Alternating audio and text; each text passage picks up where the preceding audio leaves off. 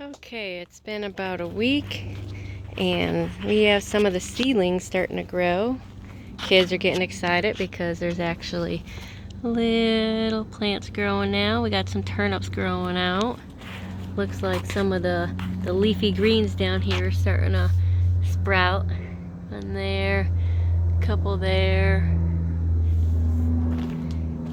The corn on the cob, if you can see, little sprouts coming up there and there.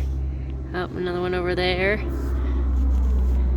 Onions and scallions aren't really growing yet. They probably need a little bit more for germination. And strawberries.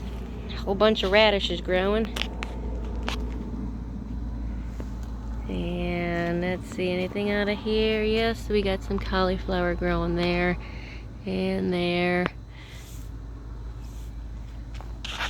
And oh, we got a whole bunch of broccoli growing in there. Looks like they kind of just dumped all the seeds in that one.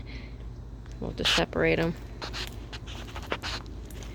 And broccoli and cauliflower we actually planted last year over by our fruit cocktail tree.